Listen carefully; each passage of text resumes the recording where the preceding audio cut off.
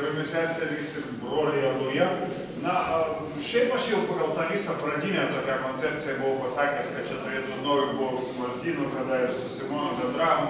Tai buvo idėja tokia, kad čia maždaug alaus medžiotojo prisiminimai, kadangi esu vienas iš tų tokių alaus medžiotojų, kuris keliauja po pasaulį ir vis bando kolekcionuoti skonius ir poskonius. Bet paskui pagalvoju, pavadinimas maždaug alaus medžiotojo užrašai skamba pretenzingai, beveik kaip Turgenevos, Zapiski Ochotnika, ten buvo toks jau leidinys, kad neatrodytų visai šitaip. Pagalvoju, kad reikia apibendrinti tą savo medžiotojišką patirtį iš tų visų laikų, kada tenka keliauti, ypač per pastaruosius 3-4 metus. Na ir tada leidau savo pavadinti šitą prezentaciją, o tokia šiek tiek galbūt grėsmingam fone idėjas, nes šiandien tik prognozavo orą, kad jis bus toksai apsiniaukęs ir vėjuotas ir visoks. Kol kas, kaip sakoma, pavardenti medį, ačiū Dievui, ačiū Ragučiui, ačiū Perkūnui, bet viskas kol kas einas neblogai. Bet visgi pavadau į pokyčių vėją alaus erdvėje. Ir leidau savo pacituoti, na, irgi taip pat dalį posmelio, turbūt iš dalį iš jūsų žinomos garsios baladės, kuri mano akimis yra viena garsiausių ir geriausių roko baladžių. Ir iš grupės Scorpions, The Winds of Change, turbūt daugelis iš jūsų žinote, čia yra iš tos pokyčių vėjų. The Winds of Change, aš kaip esu toks, turbūt vienas iš seniausių, arba vienas iš didžiausią patirtį turinčių su jumis palyginus, taip sakant, iš tos roko generacijos, hard rock fanų ir panašiai, tai man labai limpa prie širdies tas jų Winds of Change baladė. Na ir va čia, taigi ateitis kažkokia klaidžia. Kaip perfrazuojant Karlą Marksą, šmėklą klaidžia po Europą, dabar vėjai pučia, ne tik po Europą, bet po Ameriką ir ypač po Europą, kuri keičia alaus pasaulį.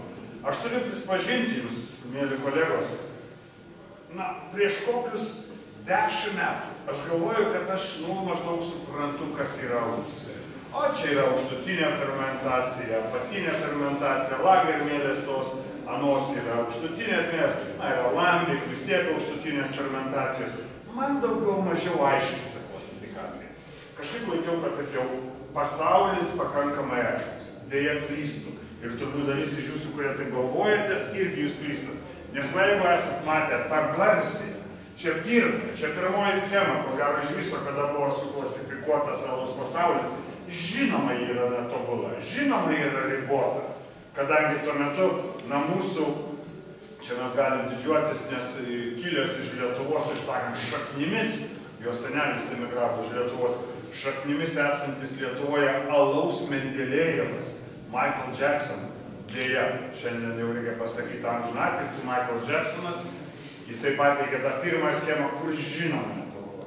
Dabar pasaulio alaus taurė vyksta pagal, čia gal, aš neskaičiavau, bet gal kokie 60-50 variacijų. Va šičia, šičia. Tas alaus vis dėlto reikia. Taigi šičia įdėta tų alaus stilių. Be kita ko, jog mes šiandien sakom alaus stiliai, čia yra jo sugalvotas terminas Michael Jacksono. Ir aš tikiuosi, kad visi čia esantys žinom, kad Michael Jacksonas tai ne tas, Moonwalker, bet čia yra kitas daug garbingesnė asmenybė, tai yra britų Michael Jacksonas, alaus medžiotojas, tarp kitko jo net buvo toksai vos ne pseudonimas Beer Hunter, kadangi jis buvo padaręs BBC ten 6 ar 7 laidų ciklą galų. Tai va, tai jo čia pirmoji klasifikacija, bet jis pradėjo klasifikuoti. Šiandien jau kokiam pasaulio alaus taurė yra apie 95-100 skirtingų alaus, taip sakant, pogrupų, kurie varžosi. Bet visgi, man atrodo, tai pasaulis gana aiškus. Aukštutinė, žemutinė fermentacija, čia toks, kvietinis alaus, šitoks, tenai kitoks alaus, kitoks, čia, sakykime, ten koks ten EVG ar dar kažkoks, IPA, mano mėgstamas ir mylimas, IPA, IPA, IPA, dar kažkas panašaus. Buvo pakankamai pasaulis aiškus. Viskas, tenka pradėti mokytis iš naujo. Pastarųjų metų mano alaus pilgrimystės kelionės po Europą rodo, kad nevelnė. Reikia pradėti mokytis iš naujo, nes reikalas atsiranda čia taip kaip su virtuvė. Dalis iš jūsų žino tą sąvoką. Fusion virtuvė, kurie tenai suvienė kažką, kurie prieštarauja visiems kanonams. Tiem, kurie sakė, kad raudonas vynas prie žuvies netinka, nevelnė, jį naudoja, jį valgo ir taip toliau. sako, kad vynas tai su sūriu geriausias derinys. Irgi nepelnio bus žymiai geresnis derinys su sūriu negu vynas. Ir aš šneku ne dėl to, kad aš nekenčiau vyno. Galvoju, aš nesu užsidaręs nuo vyno, aš jį mėgstu irgi ir kartais su kuo, bet su sūriu, patikėkite, bus žymiai geresnis dalykas. Jis permuša, sūris padengia gomurį, kurį tenai vynas tais atsimuša ir atšoka. Alus pramušai. Jis iššaukia tada tą sūrio ir vyno skonį. Todėl aš tiesiog noriu šiandien pasakyti apie kai kurias dalykus. Kaip dabar kinta? Čia yra permainų vėjai. The winds of change. Ir permainų vėjai, naujieji vėjai, alaus erdvėje. Vienas tai yra skonio sutirštinimas. Tiesiog jis patraukiamas į ekstremumą. Tas skoninės savybės, kurias mes sakom, tai alaus stiliui, tai variacijai tinka. Ir dabar jau yra aludariai pasaulyje bando padaryti jį kažkokį kitokį, dar išryškinti jį. Pajusit taip, kad tu tiesiog atsiduri ant ribos. Čia yra kažkas kaip muzikoje turbūt Paganinio laikais buvo smuikų grodama ir pajuntama, kad tu atsiduri ant kažkokio ekstremalų, nuo to dar niekas ir neprieina ir nepasiekia. Tai yra vienas iš tų naujų pakraipų, kitas yra atmainų stilių sukryžinimas. Šiandien šnekėti, mes galim šnekėti apie grynuosius stilius. Taip yra eliai, taip yra lageriai. Yra elių lagerių kažkas tokio. Čia tas pats, kaip šnekėti šiandien. Yra baltoji rasė, yra juodukai, yra tenai, žinot, aziečiai, dar kažkas. Turbūt visiems aišku, kad yra sukryžminta. Gali būti mulantai, gali būti sambo, kur tenai juodaodžių ir indėnų mišiniai. Dar kažkas alaus pasaulyje vyksta. Taip. Ir jau vyksta ne tik šiandien, ne vakar, bet prieš keletą metų prasidėjo. Tai yra dabar atsiranda tokie horizontai, kada tu gali atrasti naujus skonius, poskonius, apie kurias net negalėjai įsivaizduoti, kada bus anksčiau. Ir trečias tai yra brandinimo eksperimentai. Viena iš įdomiausių šio laikinių pakraipų, kur be kito ko galima tiesiog, naudoti čia. Ir aš žinau, kad šitoje auditorijoje sėdi su mano didžiausia pagarba, nes kada mes klausė, koks yra geriausias Lietuvoje, sakau, toks, kuris jums visi parduotuvė. Jis daromas namuose, daromas kibiruose, nežinau, tai grubiai tariant, voniose, dar kažkur, bet net nemažų dalykų. Čia ne microbreweris, čia yra nanobreweris, ko gero reikėtų pasakyti tokį terminą. O ten daromas geriausias alus ir aš čia, kaip sakoma, nesistengdamas įsteigti, man teko garbė ir malonumas dalyvauti keliuose konkursuose tų naminių aludarių. Tas jų alus, tai yra tas alus. Tai yra tas geriausias. Na ir jeigu pažiūrėtume istorijų ir skonio sutirštinimą. Aš paminėsiu vieną, šitą dalis iš jūsų gal esate gavę. Jis yra vienas iš tokio stiliaus. Pažiūrėkime, mes daug žinome tą stilių IPA arba IPA, kuris turi apynių, išraiškingą skonį, aromatą ir taip toliau. Tai vienas mano mėgiamiausių stilių ir aš esu ne vienintelis šitoj publikų, kuris taip sako. Bet yra double IPA, tai yra tas dvigubas IPA. Na ir jo vienas iš tokių, pažiūrėkime, toks bandymas sutirštinti. Čia yra, tiesa, aš turėčiau pasakyti, kai kurios čia nuotraukos jos bus ryškesnis mažiau, nes kai kurios yra darytos mano, taip sakant, būtinėm aplinkybėm, kai kurios aš negaliu jungti, kadangi tuo metu nežinau kodėl, bet rankos truputį drebėjo ir tokia atveju gavos truputį miglota, tai aš turėjau susirasti internete, kad kažkas būtų reprezentatyvu, kad nebūtų išblukusios nuotraukos. Bet o viena iš tų, tai yra šią vasarą teko paragauti, gal kažkam iš jūsų teko ir anksčiau, jeigu kas ragavote, tai žinot apie ką eina kalba. Ir pavadinimas toks Mikelė. Na, tarp kitko, vienas iš tų dalykų, žinot, prieš kokius 15 metų aš sakiau, aš viską žinau apie danišką. Praradau 3 mėnesius Danijoje, kadangi mano akademinis gyvenimas nuvedė ten į Daniją, į Orhus universitetą. Galvoju, viską žinau, privalą, viską išragavau, nieko ten ypatingo nėra, kai kas įdomiau, kai kas mažiau įdomu. Bet šiandien aš tikrai negaliu pasakyti net iš tolo, kad žinau viską apie alų. Visų pirma, vien todėl, kad jie turi Mikelio ir alaus dalykų. Kadangi pas juos per metus keletą kartų atsiranda naujų variacijų, naujų stilių, naujų eksperimentų. Tai aš, žinot, aš tiesiog jaučiu tokį, kaip sakoma, pasimetimą. Iš vienos pusės man yra džiugu, kad viskas yra. Kita vertus, amžinai aš negaliu pasakyti, kad aš žinau kažką apie jų alų, nes jie vis duoda naują ir naują. Tai yra toksai, savotiškai jautiesi amžinai kaip mokinukas. Niekam nėra malonus jausmas jaustis nuolat kaip mokinukui, nes kai vienu metu pasijunti, kad tu esi žinovas, paskui vėl esi mokinukas. Mikkeler yra to kalbininkas. Ir tai ne vienintelė darykla visoje Danijoje, bet jie išleido alų pavadintą 1000 IBU. Nu, kaip ir 1000 IBU, tai reiškia 1000 tų International Picture Units, kartumo vienetų. Aišku, tas yra perdėjimas. Ten nėra 1000. Nu, aš nežinau, kadangi ten surpas kiek yra, čia, kaip sakant, ant skonio, nu, gal kokie 150, nu, nedaugiau 200, bet vis tiek. Na ir ką jie tuo metu turi šitokio aluminio. Tai vis dėlto tai nėra 1000. Jau kaip mes ir sakom, bet tai yra puikus, kompleksiškas, apiniškas, kuris palieka nuostabų tokį kitimo kolorygą. Jis ten išsivysto rąstų poskonį ir panašiai, tai čia yra kažkas tokio įspūdingo. Bet jeigu apie tai esat girdėję, nu va šitas double IPA, jau dabar yra normali kategorija. Rate Beer, gal susistas į alaus vertinimo tinklapis, jisai turi jau tokią kategoriją įskyręs kaip double IPA, jau netgi atskirą. Bet šičia, jau jis Rate Beer, tai visos tos kategorijos, jau jie atsilieka per žingsnelį nuo ko, kadangi šiandien jau reikėtų įvesti dar vieną kategoriją. Ir jos vienas iš geriausių reprezentantų, na va šitas mano namų jau šiuo atveju nuotrauką, atsiprašau už tai, kad, na va taip, kadangi galbūt jos iššumas nekoks gražus ir taip toliau, tai yra tokia, vienas yra, na, prieš 2 metus, keliaujant po Angliją, žinoma, tai buvo, nu, kaip sakoma, pilgrimystė alaus derinimas su kultūriniais dalykais. Alus irgi yra kultūrinis dalykas, bet jie turi tada bažnyčių, turi visokius Stonehenge, kuriuos reikia pamatyti, tai tuo metu derinant tą dalyką, atsimenu, įsigijau, parsivežiau Lietuvoje, palaikiau mėnesį, turiu tokį kvailą prietarą, kad po kelionės alus turi bent mėnesį nurimti, pastovėti. Čia kalbanų prietaras, bet man kažkaip atrodo, jis tuo metu įgyja tik tą savo skonį.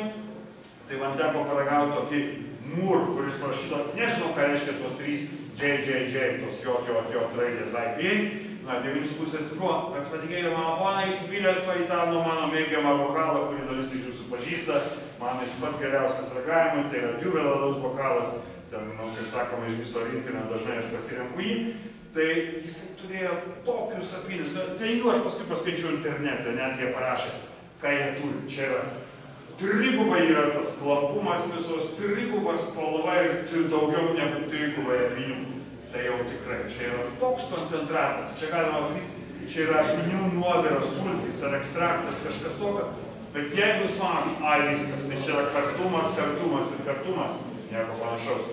Šitas alus yra toks kompleksiškas, jis turi tokią, na čia yra skonių simfonija, kurioje saloja apiniai. Čia taip kaip galima sakyti, žinot, kad yra, nu, gali būti kažkoks backingas, gali būti orkestras, bet priekį grėžia smuikas, arba priekį dainuoja Pavarotti.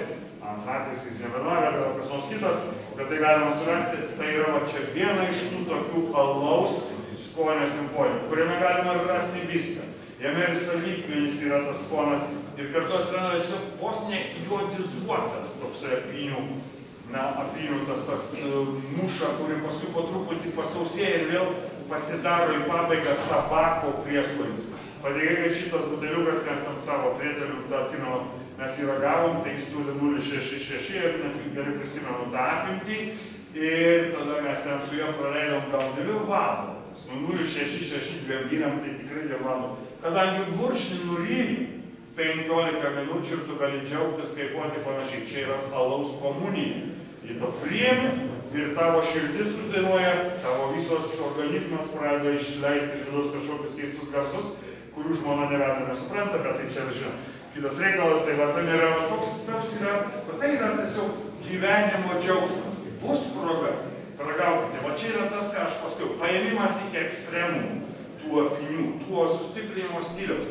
Šitas alus, čia yra IPA, double IPA, nevelnių, čia turi būti pavadinta Imperial Triple IPA. Ir būtent su žodžiu Imperial, trigubas IPA, naujas stilius, kurį aš nebejoju. Ir čia ne dėl to, kad aš jį pasiūliu, bet aš manau, kad pasaulyje yra kitų žmonių, kurie mąsto panašiai kaip aš. Žinot, kaip yra toks garsus posakis, net šventaraščiai parašyta, nu, čia angliškai skamba Great minds walk in the similar ways. Reiškia, didūs protai vaikšto tais pačiais keliais. Čia aš ne apie save, bet visą. Tai va, taigi, eina kalba apie tai, kad tai tas turėtų būti taip, kad vis tiek jis bus kategorija. Atsiras vietoj double IPA, tas DIPA, bus ir triple IPA kažkada vis tiek, nes tai yra tas, kas duoda tą sustiprinimą. Nu, o jeigu pažiūrėkime su sugrįžimui mąstyti, kas čia būtų? Tai va šitas, aš esu tikras, kad ko gero auditorija, jeigu atsiras be manęs, dar koks kitas laimingasis, kuris jau spės pragauti, aš manau, kad ten gali sėti štai vienas džentelmenas, kuris rinkčia galvą, tai jūs jau suspėjate. Prieš jūs buvot Miunchene, nes kitų jau nėra visai. Tai va šią vasarą man taip teko akademiniai keliai nuvedė 2 savaitėm dėstyti į Miuncheno universitetą.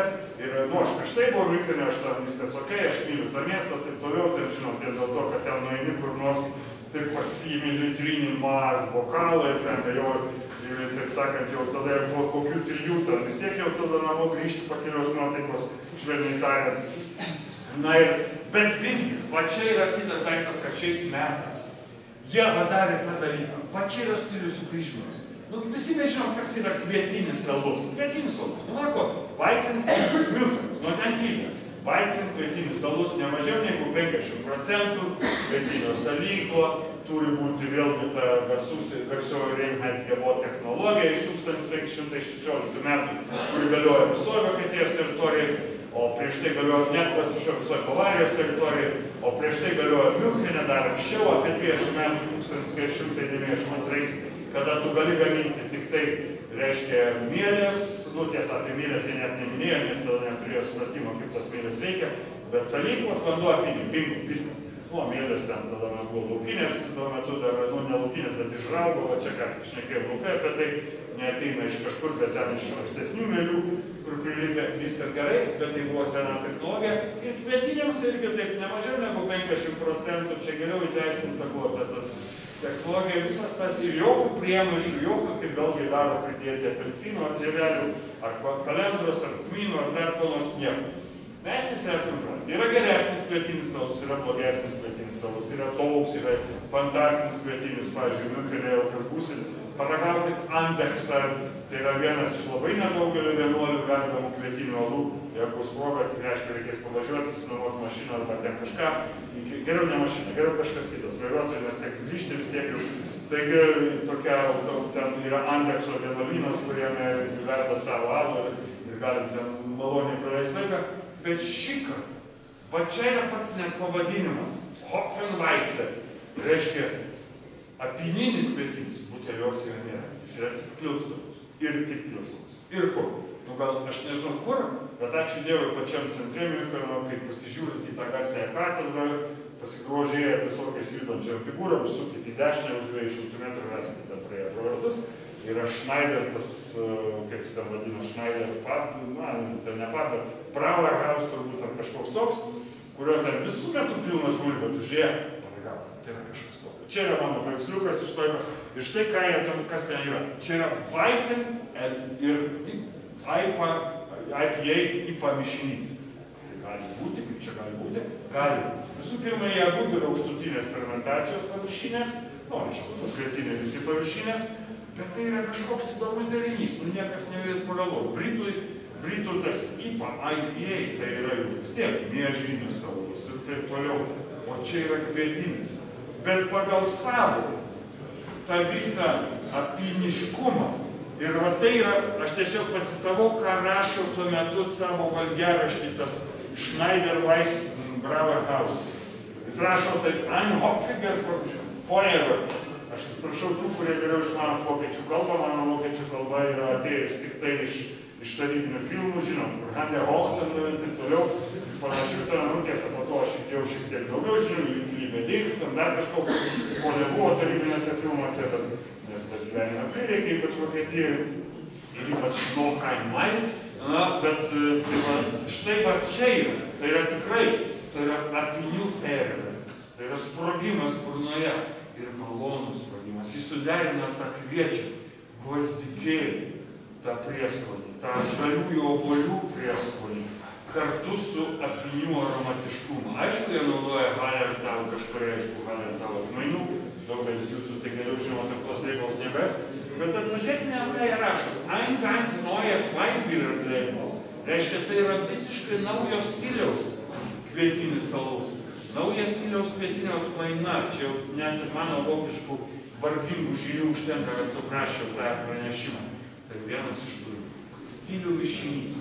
Viskas, kas čia? Koks? Čia yra kvietinis? Nu, ne kvietinis pagal visus standartus. Nors ten dedama daugiau negu 50%, ten dedama 50% kviečių savykų. Ar čia yra IPA? Nu, lyg ir ne, nes prie ko čia kviečiai? Žodžiu, mes turime tam tikrą tokį fusion, susiliejimas. Tai yra pasaulio naujos patirtys. Tai yra ieškojimas, atsiradimas. Ir tarp kitko, va čia va tai va galim pasakyti.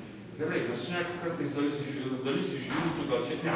Čia esantys visi, aš tikiuosi, visi mes esam tikintys į Alą. Arba?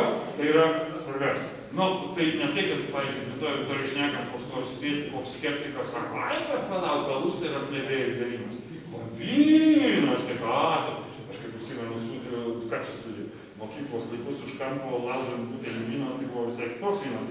Bet tai, gerai, bet tai čia vis tiek, jeigu apie tai nekalba. Tai va čia, tai va tas yra snobizmas, toksai, sako plebėjų dalymas. Ne, pažiūrėk, vyno pasaulyje vyksta tokios revoliucijos. Nu, patikėkit, tikrai ne. Ir aš žinau šitą iš pirmų lūpų. Kai bendrauju su vyno ekspertais, tai aš nesipriešinu vynui. Jie priešina savo. Tai jų problema. Jie uždaro dalis ištisa pasaulį. O šiuo atveju aš dalyvauju jų pasaulį, o jie dalyvauja manąją. Tai yra jų problemėlė, jie nukenčia nuo šito. Bet tenai nevyksta. Ten rimtas dalykas. O koks metų derlius? Geras, blogas. Ten 6 metų derlius buvo geras, 4 dar geresnis, o 8 blogas.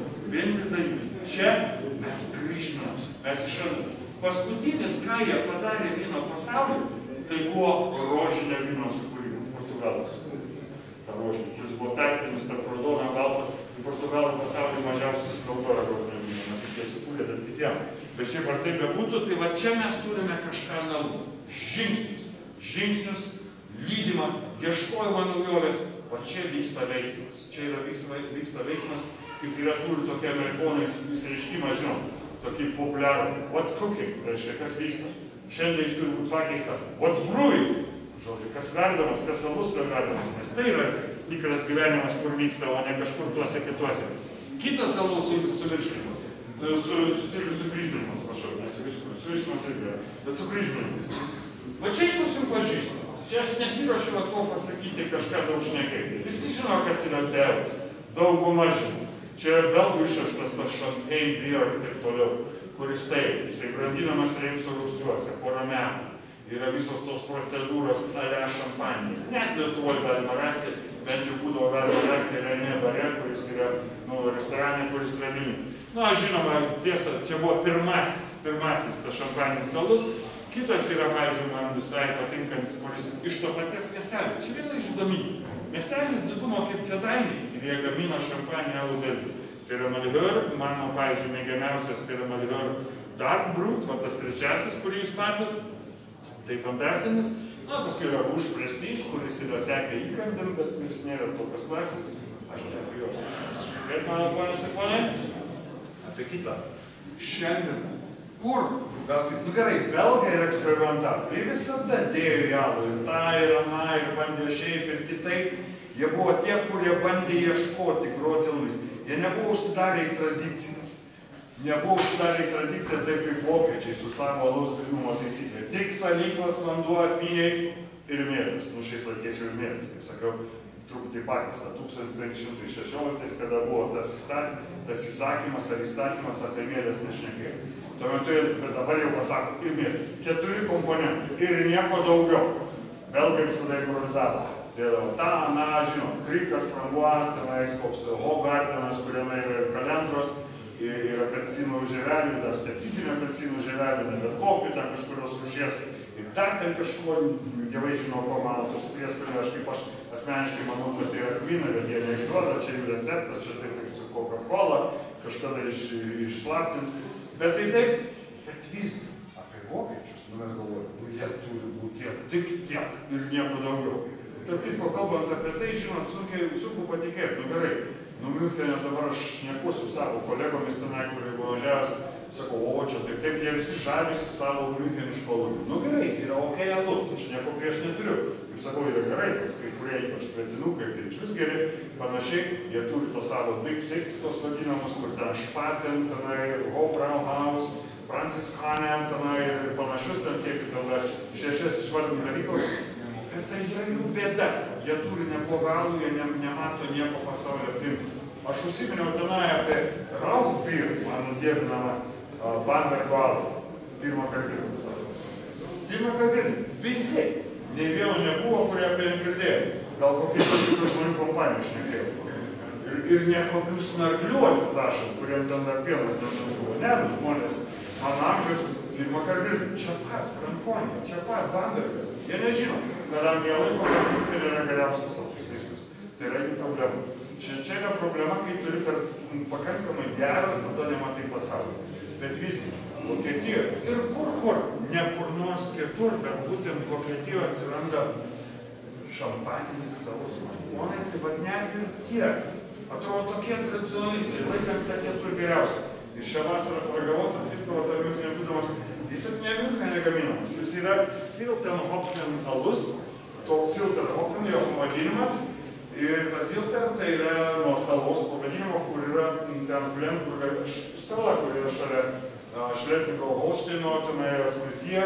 Tai yra vokiškas, kaip jie vadina, šampane, žinom, su savo tatarimo šampane. Tai va, tai čia yra tas jų alus, kurie gamino gėrį. Tai nėra belgiškos stilius, tai yra vokiškos stiliaus šampaninis alus.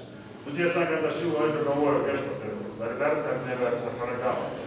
Nes jo kaina buvo tokia, šiek tiek, kaip sakoma, atsiprašau, kas yra šampaninis alus? O to paminėsi. Ja, o to paminėsi. Tiesiog kaina buvo kažkur, be 5 centų buvo 20 eurų už 0,75 būtų. 20 eurų, nulisnėm, tu žinom, parduotuvį. Tai kaip sakoma, tu galvoji, ar verta ne. Ir ištikrumas buvo, belgiškas šampaninis, nuo 10 ir daugiau, šitas 7,5. Taigi tu negauni net, kaip sakoma, vertės už savo pinigus. Už tokį dalyką. Bet tokia atveju vis dėlto, koks jis yra? Pirma, jeigu nebūtų vokiečiai, lagerio mėlė, žinom, lageris ten karaliauja, pas jos tik Weizen gaminamas to fermentacija ir paskui Düsseldorfas ir Kiolšas ir dar kažkur yra su aukštutinė fermentacija, kur yra labai nedaug aukštutinės fermentacijos, tai reiškia paviršinės fermentacijos eilmėlėlis. Šalia kvietinio, tik Düsseldorf Alt, alaus rūšis, Kiolš ir kažkokia dar viena, bet daugumoje uždūlės lageris. Jie tą daro. Pradžioj augino lagerio mėlė šitą alų ir jie gamina tik iš tų savo tradicinių ingredientų. Naudoja apynius išaugusius toje saloje, naudoja taip pat tenai visas tas savyklą vietinį vokišką, nieko daugiau, vandenį, jokių priemaišų. Čia ne belgai, kur, pavyzdžiui, Tadėjus deda irgi ten visokių apelsinų žievelių, ko tik nenori. O čia po to antrinė fermentacija yra prancūziško šampano mėlėlis. Tai yra vadas po to, kas dar po šito seka. Tai yra ta dviguba fermentacija. Reiškia, dviguba fermentacija ne tik skirtingo mėlėm, bet ir butelyną vieną papildomą. Kai baigia fermentuoti savo ten bačkose, kokios jos bebūtų, nuo ten ar plieno, ar medžio įtarpio plieno. Vis dėlto, tai antrinė fermentacija butely. Ir mažo šalia to jie naudoja tą tipišką degoržaminę remoaž procedūras. Kas tai yra? Šampano procedūras. Reiškia, kai jis fermentuojas butelyje su mėlėjiais tupinčiom viduj, šampano buteliuose, rusiuose, jie tos butelius nemažiau, kaip nurodo, aš ten plačiau paskui paragavęs man, visai patiko skonis. Aš pradėjau ieškoti internete, kaip jie čia to daro, nes ten vokiškai etiketės galinčiai suprasti. Nu ir tada jie jos nemažiau negu dabar galvoju, kiek tą kartą atrodo, 40 kartų. Jie tos butelius papurto ir kiekvieną kartą pastato jos vis taip kakliukų vis žemyn, po truputį. Ta pati, ką daro su šampano buteliais. Tai yra lygiai šampaninė technologija. Ir pagaliau praėjus daugiau kaip pusmečių, atrodo 8 mėnesių, jie tuo metu tos butelys jau stovi beveik vertikaliai. Tada jie užšaldo trumpai, sušaldo tą kakliuką, ne visą butelį kakliuką, ir tada atidarė kamštį, ištraukė mielių kamštį iš vidaus, čia yra šampanė, ta remoaž, ta procedūra pakratymo ir lenkimo, tai yra tas šampaninis terminas dekožemė, o tą remuaž ištraukia. Ta kamštį, tada jau užkiša va šito šampaninių kamščių, kurį matot, nu, taip sakant, žolinių kamščių, atnarplė vėlutėmis, bingo. Tada jisai gali jau priekybą. Tai va čia yra šampaninė technologija, kur žinoma, ne šiaip su dalykėlis. Aišku, čia yra, nu, aš mano prieš tai rodyta, Devus ir kiti, tai ten iki 2 metų va šito, kad dekožemė procedūra trunka. Pažiūrėkit, net vokiečiai, lagerinis. Jeigu čia, jeigu kalbant apie tai, tai pavyzdžiui, tas belgiškas, visas yra paviršinė fermentacija. Vokiečiai ištikimi savo, bet vis tiek jau panūda. Ir be kito, po šitas net pagal vokiškus įstatymus, jis ten neparduodamas pavadinimu kaip bio, kadangi tai yra alus, vokiškai negali. Jie tą vadina Bierspecialitate. Žodžiu, alaus tokia maždaug kažkas tokia ypatingas, kažkas tokio. Nes jų įstatymai net neleidžia pardavinėti tokio alaus su pavadinimu alus. Pas juos alus iš 4 tų komponentų viskas lageris bingo. Bierspecialitate. Tai yra va šitas pavadinimas, va šitai jie vadina savo alų, tik ten kabutėse užrašo šampanę bijo, tai žodžiu šonė. Tai va tik tokiu būdu, tai atsimenu parduotuvę ir susiradau apie tai girdėdamas. Na va, tai čia dar vienas sugrįžimas, paskui paimkime kitą. Jeigu kalba apie sugrįžimą, aš nesu girdėjęs apie didelį sugrįžimą, kaip apie alų, pažiūrėkime, iš kur jis yra. Pirifičia italiana. Aš praeitą kartą, kur buvo Sambariuose, aš atsimenu, užsiminiau, kad pabaigoju. Jeigu šiandien norite rasti, kaip sakoma, ten, kur dar be naujovės, važiuokit ne į Belgiją. Belgija yra mano meilė, kaip ir daugumos turbūt iš jūsų turės. Ne į Jungtinės Amerikos valstijos, kur galima rasti, visokio alaus klausydams vietų, tik ne parduotuvai, kur nueisite Miller Lite, Coors, tenai kokia Budweiser, blablabla, kurį reikia gerti iš butelio arba iš skardinės, nes geriau net nepilti stiklinę, kad nepasibrintintum, kaip sakoma. Tai va būtent tokio, dar geriau įpilti kokį nors citriną, kad jau būtų koks nors skonis. Ne ten. Specializuotas parduotuvės Amerikoje galima rasti visko ir Amerika tai yra viena iš mano alaus pasaulio meilių, bet, kaip aš praeitą kartą minėjau, jeigu man kas nors duotų šiandien, pavyzdžiui, kaip sakoma, carte blanche įrašyti bilietą, kur gali įrašyti lėktuvo bilietą ir apmokėti viešbučiai, įrašyti šalį, kur nors vystyti. Pirmoji mintis mano būtų aišku apie Belgiją, antroji apie net, kad liečių Italiją. Ten veiksmas vyksta, ten inovacijos. Šiandien, jeigu kas nors išgirstų apie Italiją pasakymą, čia yra vyno kraštas, tai blogai. Tai yra neišmanėto pasakymas. Vyno ir alaus kraštas. Jie ten turi mikrodaryklų, kuriuose vienažių. Tai yra Birrificio Italiano, kurie verda alų skyrės, pavadinimu. Valetari skyrės, aš nežinau, neklausiu, turiu italų, žinau. Tiesą sakant, kai to alaus paragauju, po kelių bokalų, tiesa, kelių bokalų aš neragavau, bet įtariu, kad po antro butelio vis tiek sakytum skyrės, nes skyrės nebeįsitartų jau taip. Tai va čia yra itališkoji tokia krik versija. Ir ne šiaip paprastas kryžias. Va čia sukryžminimas, kuris paimtas iki aukščiausio lygio. Pažiūrėkime, kaip jis atrodo. Visų pirma, pradžioje raugina misą lagerio mėlėtis. Bet jie suraugina maždaug iki, jie sako, iki pusės, iki 50%, kada jau perdirbtas cukrus. Tada stop. Ką tuo metu padaro?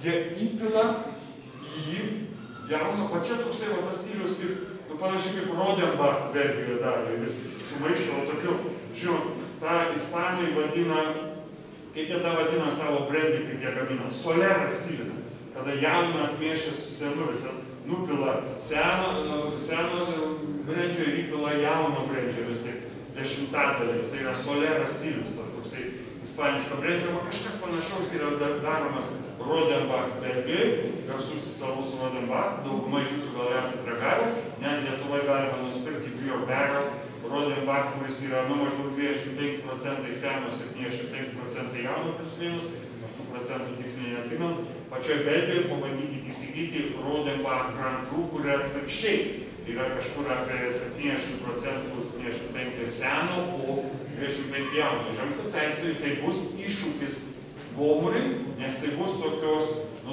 sauso skonio alus, brut stiliaus skonio alus, o kažkas panašaus pas juos yra. Jie čia įpila seno ir jauno mišinį, kuris buvo fermentuotas laukinėmis mėlėmis. Tai yra toksai itališkas lambikas, laukinė mėlė, neįdėtomis, bet tos, kur atkrito iš atmosferos su mikroorganizmais, iš oro, nusėdo pataip.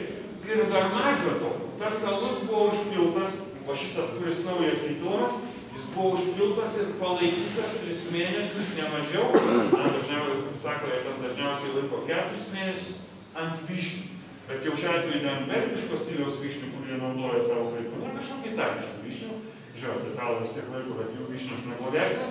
Reiškia, šitas alus sumaišomas su šito lagarinėm įmelėmis antrinė fermentacija, nes tas tada jauno ir seno mišinys laukinės mielės lagerio iššaukia dar vieną fermentaciją. Ir net tuo istorija nesibaigia, po to jis dar pripilama papildomai misa, gryna nauja misa, ir įdedama aukštutinės fermentacijos mielių.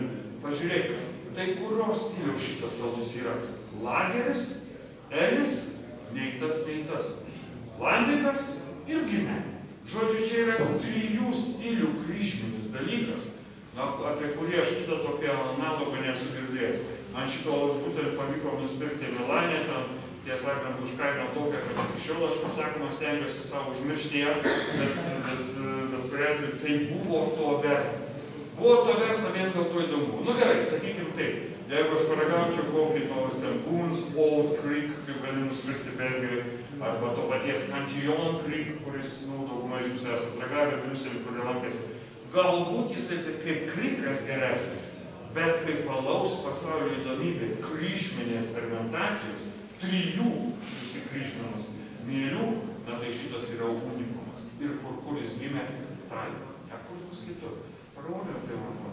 Kaip aš jau domėjus to reikalu, tai ten šiuo metu Italijoje yra apie 120-30 mažųjų alaus dalykų. Per visą dieną, daugumai iš vidurio šiaurėje, bet net ir Sicilijoje galiausiai, ten jie eksperimentuoja, ten jie daro. Ten praeitą kartą aš jau buvau užsiminęs apie tai praeituose bariuose. Bet žinot, mes girdime apie tokį dalyką. Renesansas alaus, Giotto, tenai, sakykim, dailininkas, Leonardo, Rafaelio, Michelangelo.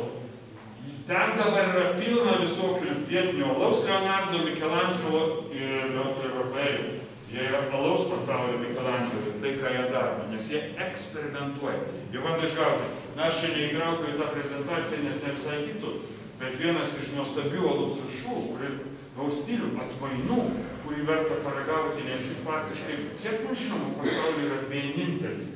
O prietelį mano dabar dalis iš jūsų matų naminių alaus gamintojų, tų nano aludarių, jeigu taip galim pasakyti, gal irgi išdrįsiu pamėginti.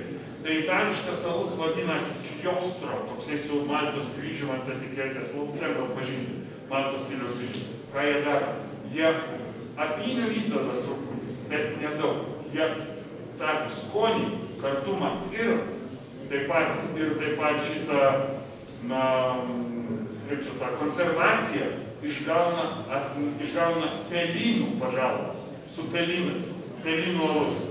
Tai bent jau iš tų parduotuvėse gal yra, aš kiek žinau, pasaulio vienintelis ir kur nekur Italijoje. Istoriškai yra buvę, šumerai gamindavo su pelynais, užfiksuota analuose, bet ne belgai, ne vokiečiai, pamirškit, ne čekai, ne kas nors, kurie yra labai tradiciniai, ne kažkur, bet būtent Italijai atgimė pelynų alus.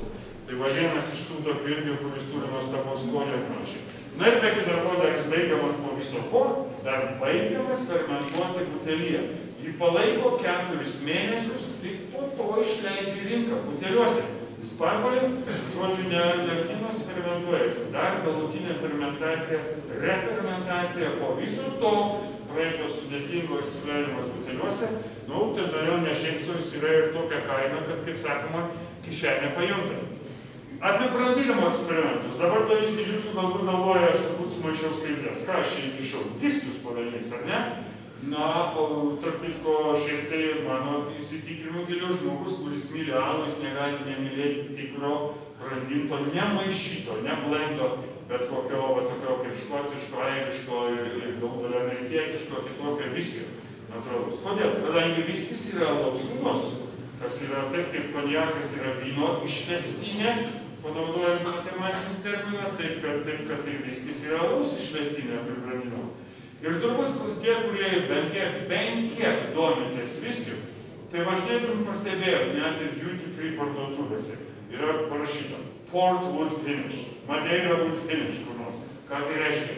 Viskis baigiamas brandinti statinėse nuo portveino, po Madeiros, kurios buvo paskui taip pat konjako, arba raudono vyno, ar dar kažkokio kitokio vyno, tai jis įgauna papildomų tonų, palaikomas toje statinėje kokį pusmetį ar ilgiau.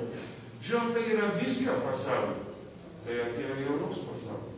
Ir tai atėjo į alaus pasaulį jau ne šiandien, ne vakar, bet keletą metų, kitaip neprasti tas variacijas. Na ir per pastarosius porą metų man teko susipažinti, čia yra paveikslėliai kaip tik tokių viskių, kurie brandinti kitur. Ir, pavyzdžiui, va štai šią vasarą man teko paragauti laimę, čia laimė.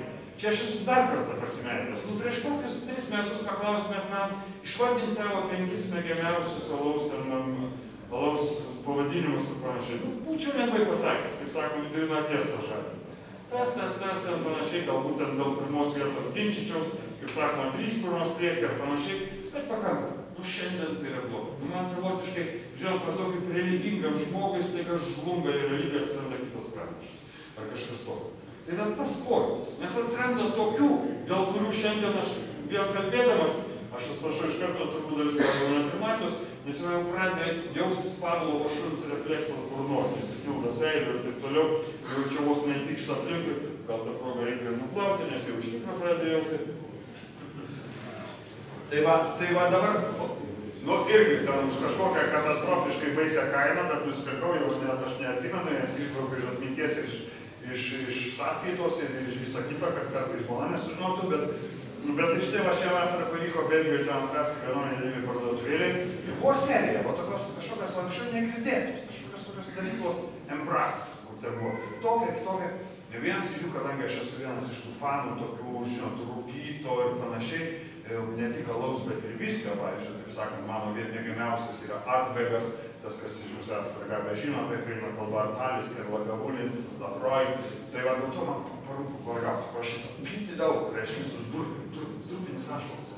Iš viso, alus ilgai brandintas ažolė, daugelis, įskyrus Rodenbach, kiti neeksperimentuoja šitą. Man buvo įdomu, čia rūkytas kažkas tokio. Na ir čia buvo tas, nusipirkau tą buteliuką, kuris kaip va čia toks kaip ir yra, jis įminiotas į raudoną popierių, ir prie jo tik prisekta va ta, kur ten šalia butelio stovi etiketė, matot jos spalvą, kaip visas atrodo. Na tai yra tokia skonio opera. Jeigu sakiau apie kažką ten su skonių simfonija, čia net ne simfonija, čia opera. Čia kažkas tokio, čia ne Verdis, bet čia yra Vagneris ant tavo liežuvio, čia atveju. Tai yra iš Korenardo Ryklos kalbų, tai yra tikras šedevras Laumanai. Šiandien paklausit manęs, kas jūsų tavo mėgiamiausi alus, tarp trejetuko yra šitai. Ji gurkšnoji ir, na, tu jauti, kad atsidariu, kaip sakoma, ant slenkščio, kaip sakoma, gerai, ant žemos bangos su šventa dvasia. Taip, susamungi ir viskas, jau turėjau tokį ryšį iš karto, tai yra kažkas tokio. Ir jis brandintas kur?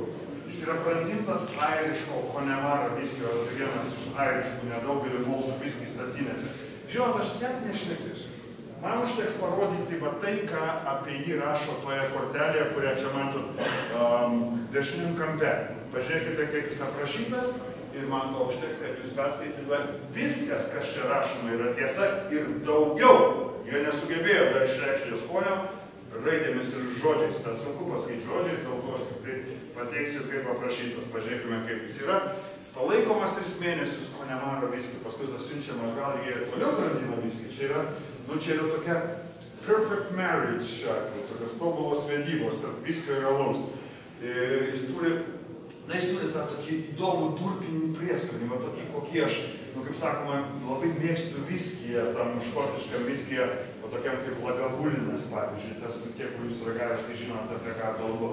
Nu, gal jis ne toks kaip Latroj, kuris turi tą iodizuotą, šiek tiek gydomą į vos ne medicinį, bet vis tiek, va, toks Lagavulin, Talisker viską. Tai va čia yra tas atsiranda, toks yra šone einantis balonas, ir čia net ne dūminis, bet durpinis dūminis, durpių dūmo.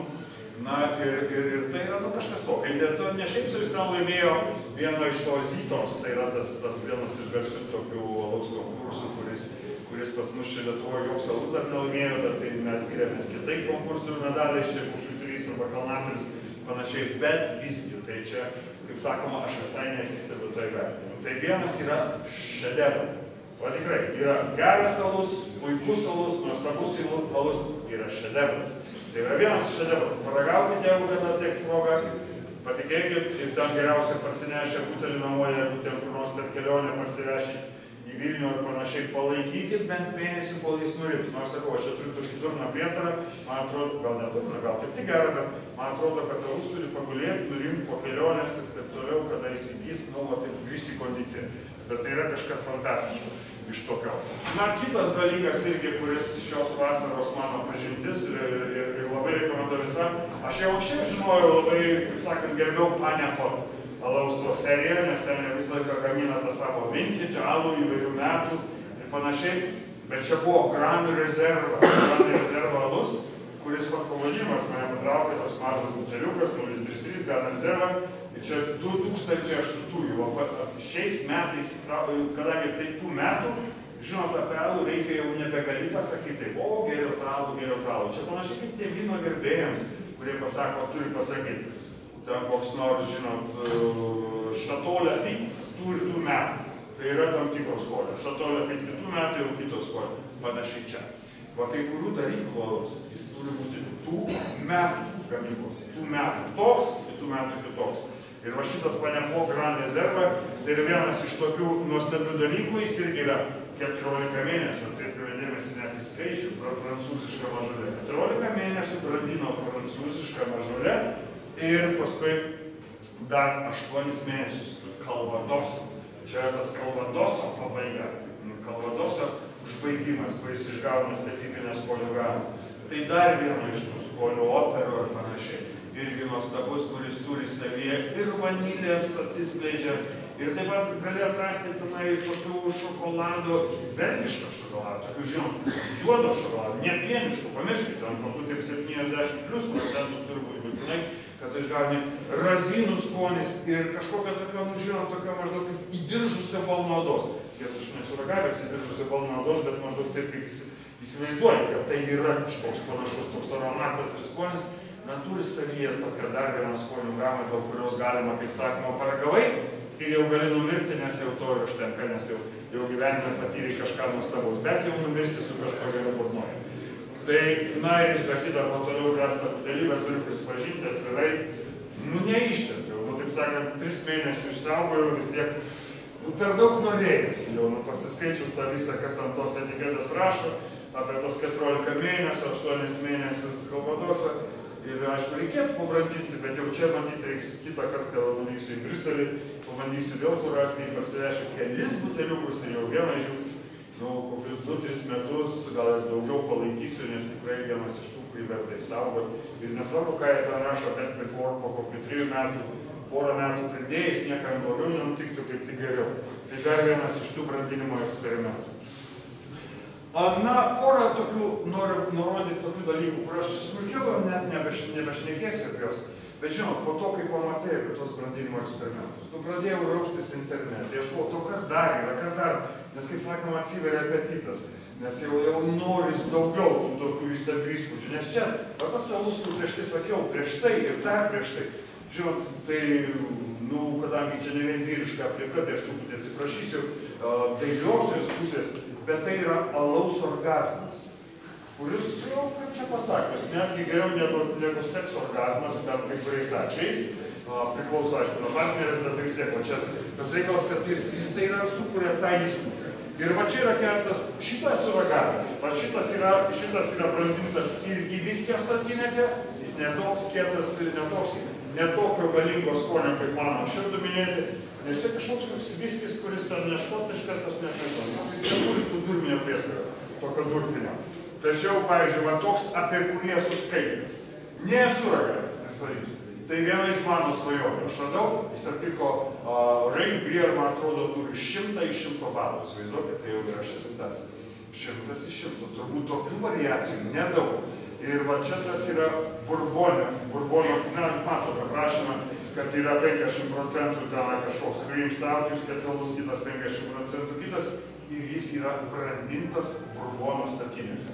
To kukurūzinio viskio Bourbono statinėse, būtų baisiai įdomu paragauti, čia Amerikoje yra, kaip sakom, vienas iš mano tikslų, čia yra mano svajonė, tai tiesiog gal kai kam iš jūsų irgi taps svajonė, tai tikrai verta jį pabandyti. Dar vienas, irgi labai norėčiau paragauti, va irgi, bet neteko iki šiol Mikelio produkcijose esu ragavęs ne vieną, šiandien vieną nepaminėjau, bet visgi. Ten yra konjako statinėse, kurios buvo po konjako, brandintas konjakas, Mikelio, tas mano paminėta labai pagarbos verta, ta, kurią žaviuosi nuo alaus dalyklą, mažąją alaus dalyklą Danijoje, jie pabandė, paleido tokį alų, kuris, na, apie jį ir šiaip buvo geri atsiliepimai, šiaip kaip matydavau, ten, kur Beer Advocate, šitas Radio ir ten Beer Big Brunch, bet jie paleido dar vieną specialų, tokią limited edition. Aš svajoju, kad gyvenime kažkaip pakliūtų bent vienas buteliukas iš to limited mano rankas, dėsiu visas pastangas. Tai yra tas konjako yra statinėse taip pat fermentuotas. Dar vienas, tai yra iš to paties Mikelio, kuris yra raudono vyno statinėse. Tas vynas, kuriame buvo merlo vynogės brandintos, tai pusę metų jau laiko raudono vyno statinėse, dar vieną savo alų, irgi apie kurį svajoju, bet jie dar neteko paragauti, gal kas nors esate ragavęs, tai galėsite pasidalinti įspūdžiais. Na ir pagaliau dar įdėsiu vieną, kuris tarp kitko mane šiek tiek stebino dėl butelio, šviesas butelis, kaip visi žino, tai yra toks, na, ne pats geriausias, švelniai tariant, alui, bet šičia tai yra, ten jie Britai turi tokią vieną gana inovatyvią kompaniją, ne tai, kad jie ten gamina kažką fantastiško, man iš jų serijos yra tekę ragauti šio ir bei to, bet čia yra alus Inis Angam, kuris yra brandintas statinėse porom.